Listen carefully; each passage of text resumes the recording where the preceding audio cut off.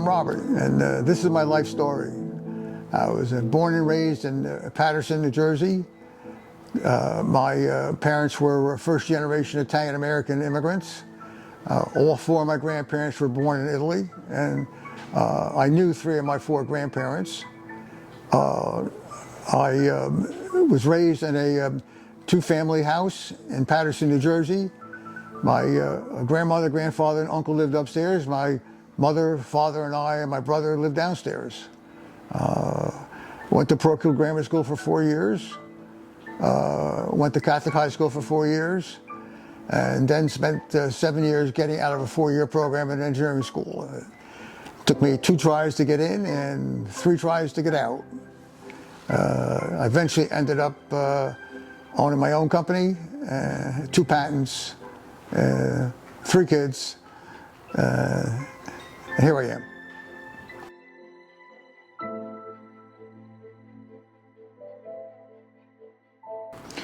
My parents were kind of what I subsequently found out was a classic Italian family. My father was the boss, but my mother was in charge.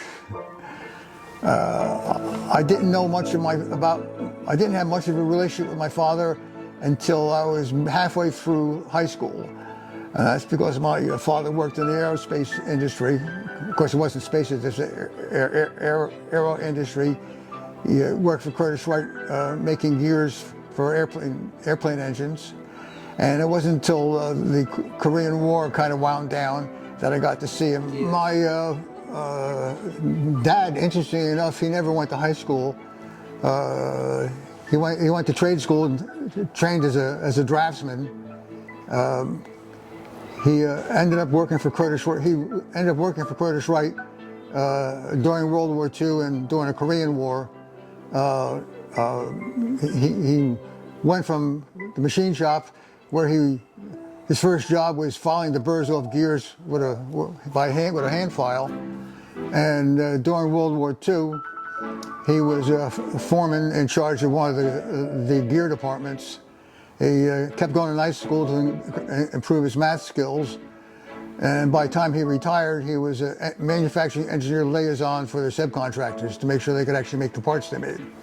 It sounds like an old saw, but he very much believed if it was worth doing, it was worth doing it as well as you can do it to the best of your ability. And as a kid growing up, you know, if he was working on something, then I was at his elbow, you know, kind of helping, and that includes climbing under his car and changing the muffler. And one of my early memories is he had a 1946 Packard's flat head, straight 8, and he burned the valve. And I distinctly remember sitting on the fender one afternoon, lapping in the replacement valve with a stick and some gop.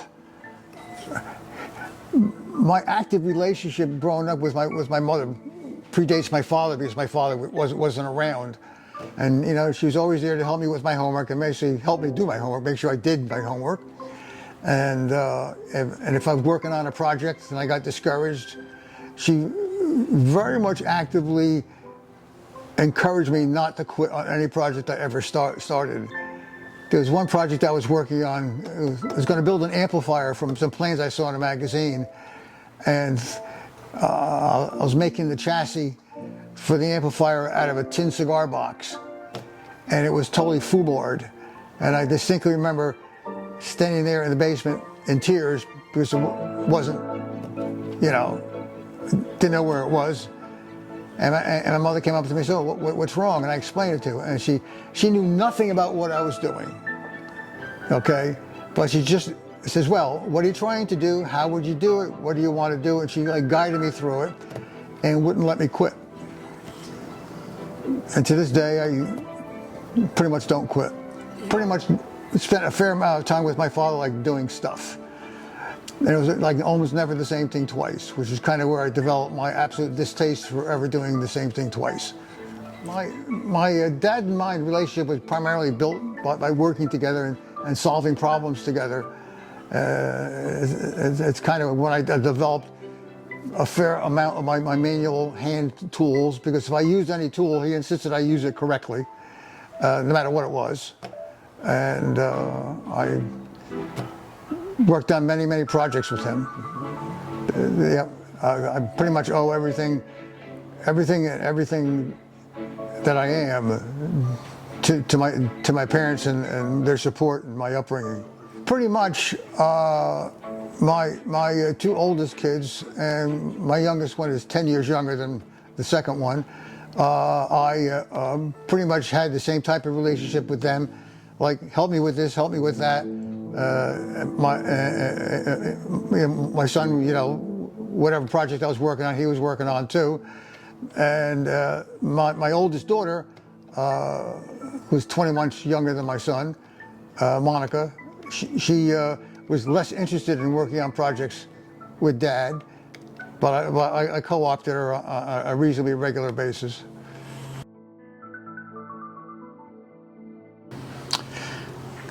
My very first job was working across the street from the house I lived in at a radio TV repair shop.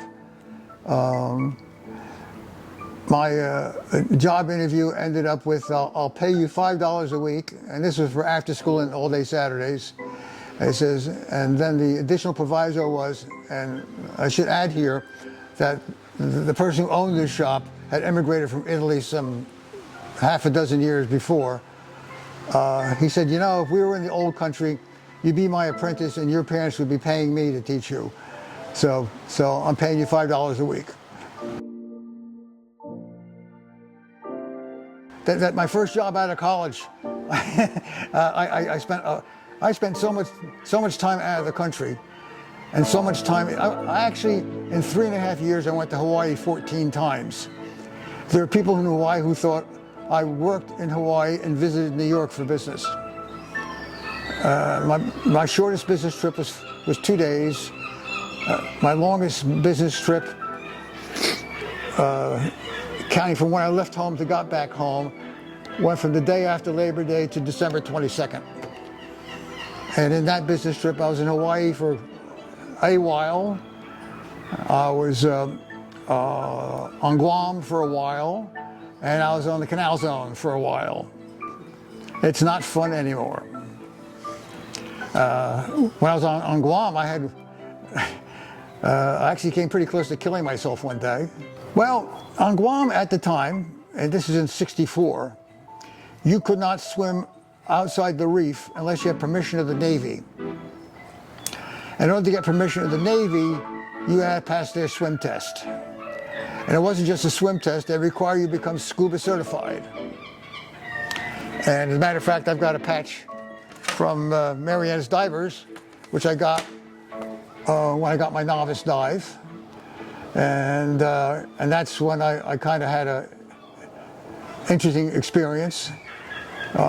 This is before the days of the standardized PADI dive thing, where these Navy types and stuff made up the test they wanted you to pass. And these guys were all Navy SEAL types.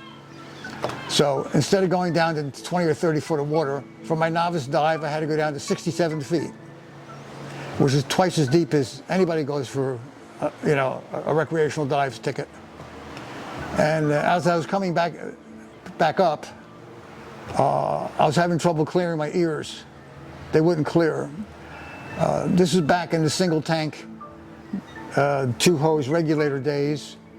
And I got to the point where my tank ran dry and I'm still 30 feet down and I can't clear my ears. So I distinctly remember having a conversation with myself that I had exactly one choice. That when I got to the surface with punctured eardrums, was I going to be dead or alive?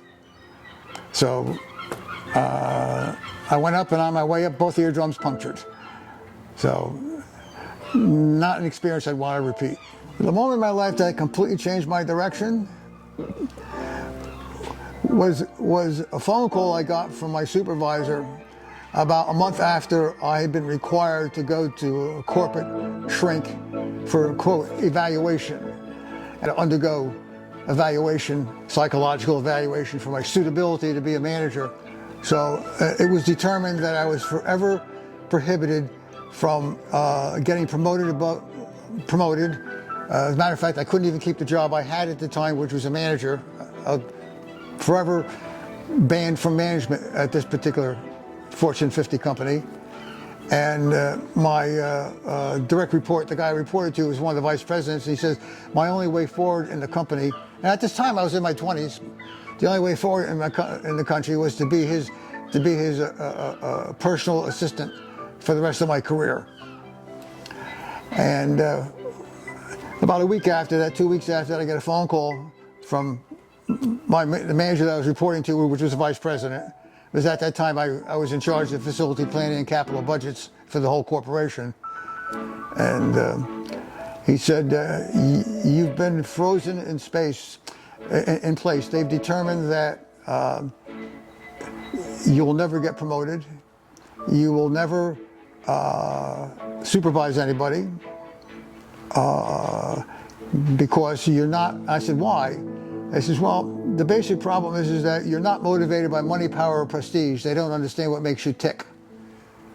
And I said, I'm achievement oriented. What's the big problem? I like to do stuff.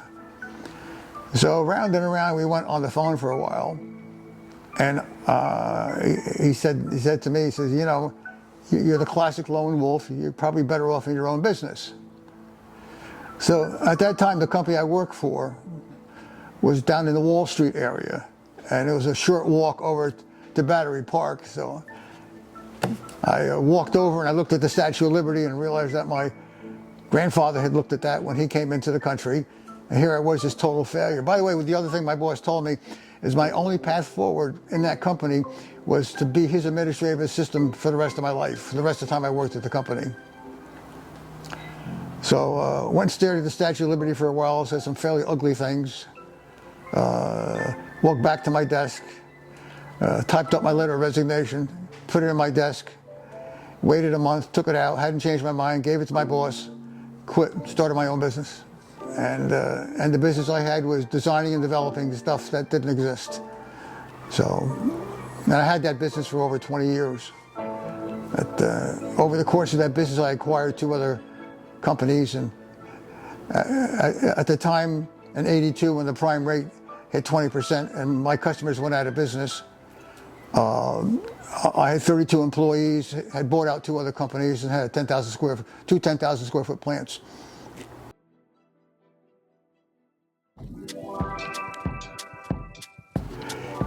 There are 2 projects I was actually pretty proud of. One of which it was in 1980. I had a customer who was a major provider of pocket pager services on the eastern seaboard of the United States. And they had bought a commercial pocket paging terminal from one of the major manufacturers. And I got a phone call one day that they had a problem. It was located down in Miami, by the way, which is their major market. I got a problem from them that they couldn't keep the system running because the maintenance people in the early 80s were pretty much high on drugs all the time. So they wanted to know if I could design and build and ship and provide for them a system that would automatically fix itself hands-off whenever anything failed. And it took me 2 years from that conversation to, okay, it's all done. But I did it. And you could actually walk up to the system, and that was part of the system, and pull any of the circuit boards out of the system at random, and it would be automatically replaced, and the system would continue working with, I think, no more than a 90-second outage. Well, I mentioned there are several projects. Back in the early 70s, I had a sales rep, a real actually live sales rep for my company, and he called me on the phone and he said, ABC TV has the Olympics in Montreal and in Innsbruck, and they need some equipment. Would you be interested in bidding on it? So I went into New York with my sales rep and sat down with the director of special events engineering, and they told me what they wanted the system to do, and they asked me if I could do it. And I sat there and looked at the ceiling for a while and scratched my head and said, yeah, I think I could do that. They said, oh, really? I says, yeah. I says, what they wanted was a system The different thing about Montreal and Innsbruck from previous Olympics is that they wanted to broadcast these on television, and they wanted to be able to cover multiple events at the same time. So they wanted a system that would allow them to have up to 5 producers covering a total, amongst all the 5, of 30 different event venues. And they wanted to be able to set up a communication system, a 5-channel communication system, and each channel of that system could have a hands-free talkie system that allowed the producer, the director, and a whole bunch, everybody associated with televising that event on one link. So I figured out how to do it. They said, well, we're kind of skeptical. So they asked me to build a proof of concept thing, and a small one, and I did. And we flew up to Montreal and we demonstrated it, and I got it to work. And then I found out that before they had talked to me, they'd asked Bell Labs to build the system, and Bell Labs says it couldn't be done.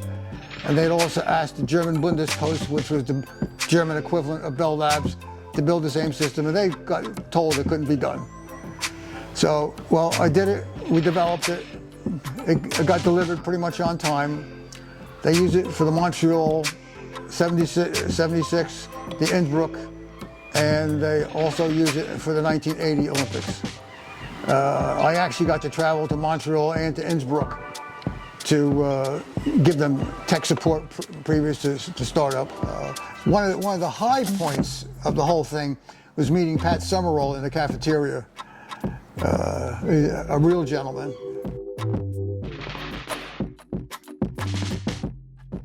Oh, the biggest thing I had to tell him is that, you know, I haven't told you I love you all enough.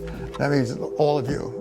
So, and I'm kind of really pleased that my son, Rob, who now lives up in Ottawa with his wife Leslie and my grandson Simon, sends me pictures on a regular basis of my grandson, who's now 9 years old, working on the rebuild he's doing of the house they're living in.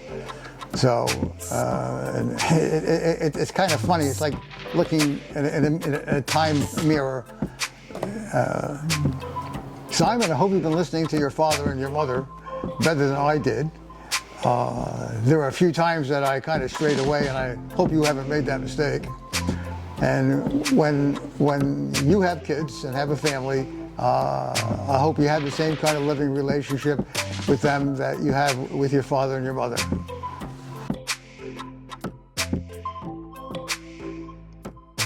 Well, the biggest challenge that I faced that the current generation doesn't face is that I always thought as a kid that I was not particularly bright, and to put not to find a point on it, stupid. And because I had a problem taking tests, and I just had a problem in school. Subsequently diagnosed, figured out myself when I was well in my 50s that my problem was I was ADD and dyslexic. And about 3 years ago, I also realized I had another problem called numeric processing disorder. So if I saw a string of numbers and I had to copy them, even if it was just a 2-digit number, there's a high probability I would transpose some of those digits at random and not catch it when I checked it. Now, back then we didn't have calculators, we had slide rules and pencil and paper, so the act of writing a string of numbers down is something you did hundreds of times a day. As a result, had problems with my homework, and more importantly, had problems with my tests. Now, in high school, it wasn't all that tragic, but the engineering school that I went to didn't have final exams. They had a test in every subject every other week, and every test grade counted equally towards your final grade. And they marked down the curve, which meant the bottom couple % of every class every year failed out. So Today, they identify those problems in children very, very early, and they get remedial assistance. Back then, it was just slog it through. So, it did, however, help me to develop a fairly good ethic of persistence. My wife, Kate, who is my second wife, a real gift to my life, is a career registered nurse, and she actually tolerates my foibles. I'll be real polite about it. She's been a real help to me. She has a great relationship with my two oldest kids. Unfortunately, my relationship with my youngest daughter isn't exactly what I'd want it to be, and that's further complicated by the fact that she lives out in Seattle and is up to her eyebrows busy. She's a very successful young architect out there. I believe she just got the award for Young Architect for Seattle recently. You know, I call her up, I talk to her on the phone, and you know, she'll take my phone calls. But I have a much better, closer relationship with her two older siblings. I belonged to the Lava Yacht Club on and off since the early 70s. I say on and off, there was a period of about 10 or 12 years where I didn't live in the area and it wasn't convenient to get here. But I rejoined the club in 92, and I get involved with projects here from time to time. One of the projects I got involved with was restoring the flagpole out back, and which is a unique flagpole that was designed by some club members, I think about 30 years ago, and it needed restoration recently. My most frequent activity here is the club's very heavy involved in sailing, and they've been having races on Sunday forever, and it's been my job for the last 20 years to run the committee boat on Sunday afternoons. So, and I get to go out, run the boat, watch the sailboat races, and have people thanking me for running a boat. I mean, it's not a, I mean, it's a double great thing for me. Part of the reason I got that assignment was one of the club members whose husband was just got appointed to run the races, asked me if I'd run the boat because for two reasons. One, her husband couldn't run the boat, and she'd heard that I just got a Coast Guard master's license. And I got that license in '86 and held it until 2013 when my cardiologist made me give the license up. Right now, my current big goal is overcoming some health issues which have become rather annoying. I've had an underactive thyroid most of my life and it's gotten critical, so I have pretty severe energy level problems. So just getting to do all the things I want to do and need to do has been an issue. For instance, I have a boat. I've owned a boat most of my adult life, and my boat didn't get in the water until the end of August. And right now I still have some things I need to do before I can use the boat the way I want to use it, and find the time and the energy and the effort to go and actually do that it's become an increasing challenge. But then again, I'm not exactly 32 anymore.